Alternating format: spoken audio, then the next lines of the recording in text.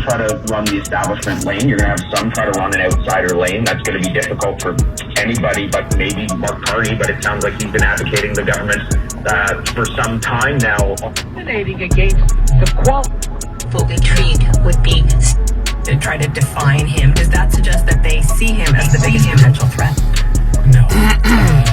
I think Mark Carney is an unelectable snob, which is why he's never been elected. Then why are they spending so much time talking about it? Because it's hysterical. The premise that a country hurting with street-level crime and drug use and inflation and fuel and food costs is looking for Mark Carney to lead them out of...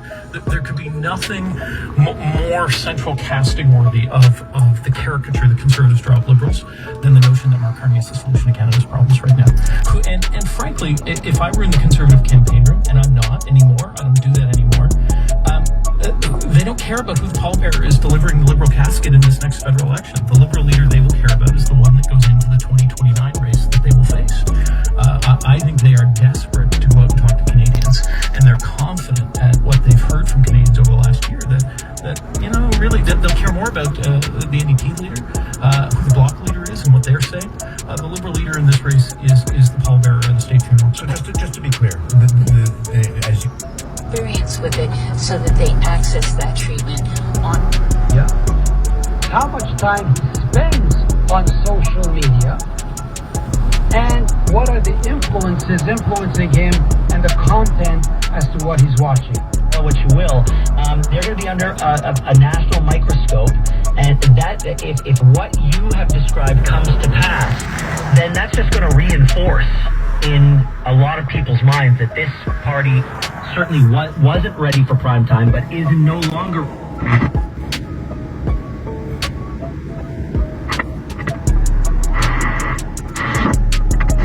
See Justin go out the door, walk down the steps of Rideau College that we're watching, waiting for him to arrive now and never come back. I actually think he has to stay on because he at least has been through negotiations with the president before. And somebody brand new, as much as I hate to say it, I just think would be a mistake from the country's perspective. I agree with Deb. Almost regardless of the personalities involved, you don't have 4 prime ministers in a year, particularly in a year when this guy is becoming president of the United States. It's not a prudent thing to do. This is a prudent thing to do. Now, I will say this. I will hope the prime minister conducts himself appropriately in the interim period and isn't, trying to be high profile and run around the world. I remember his father did some sort of peace tour or something like that, which was not helpful. So hopefully Forward. And yet the knock against Justin Trudue in some ways has been that he's out of touch. And, Chad was quite pointed about how he put it. I believe unelectable snob was the phrase he chose there. But this idea that Mark Carney is, he's elite and he does not understand, well, he might understand the economy very well. Yeah. Supporting it and endorsing it. There's never been one that's even questioned it. So all right. I think it's awesome. Chris, we're going to leave it there. Thank you so much. Justin Trudue still has not reared his head. He still has not come out, but we do expect him any minute. So we're going to take a quick break here on the Ben Mulroney Show. And when we come back, Justin Trudue potentially resigning, stepping down as Prime Minister of Canada, or certainly as a Liberal leader. Don't go anywhere. This is the Ben Mulroney Show. 42-year-old.